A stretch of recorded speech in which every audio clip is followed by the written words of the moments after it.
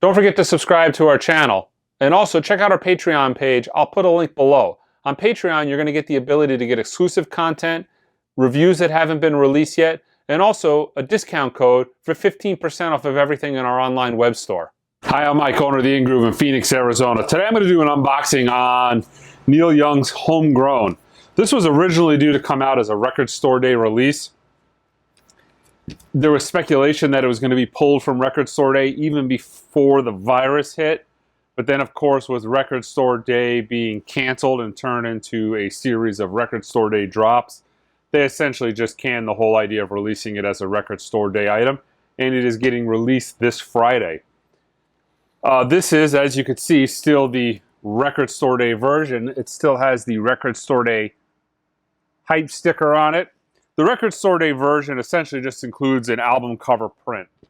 That seems to be the only difference on this. There is a standard black version that comes out again this Friday.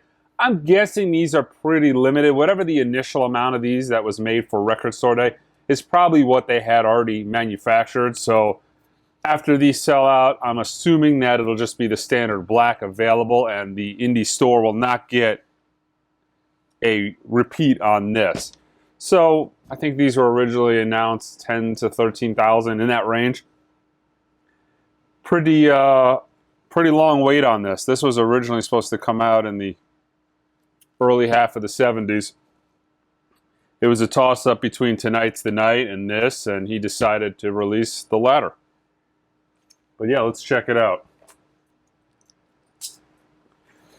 So, like most Neil Young albums, this is an all analog recording. Now you can actually get this from our website at the time being at theingroove.com. When these sell out, we will also have the black vinyl variant without the print. Yeah. So, you know, not a huge bonus, but a little one. Has a standard cover. It looked almost textured from the outside, but it's not. It's just a printed board cover.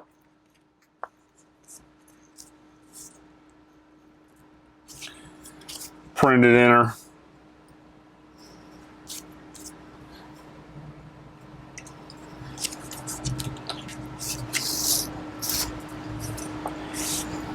And there it is. Looks pretty clean. You got Chris Bellman's initials in the dead wax. Oh, check that out. This is fantastic. This is, man, I don't think I've ever seen this. And this is something that really needs to take a hold. You can see right underneath side one, there's a little icon that says source.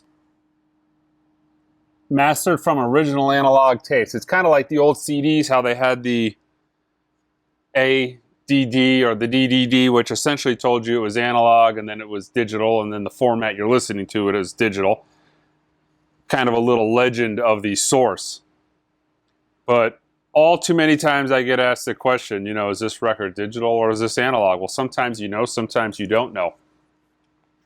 But maybe Neil Young is trying to start a trend. I doubt it'll stick, but hopefully it does.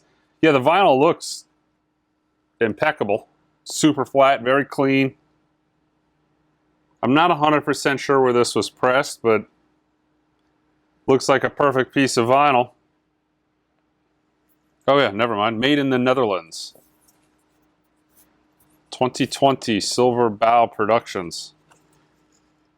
You know, it's got this heavy cardboard sleeve. Unfortunately, it's not like a poly-lined inner, but didn't cause any, not like the cheap paper that causes surface scratching. There was none of that on this record. And then it actually gives you a little breakdown of the tracks, where they were recorded and the dates they were recorded. You know, it looks like most of the album was recorded end of 74, beginning of 75.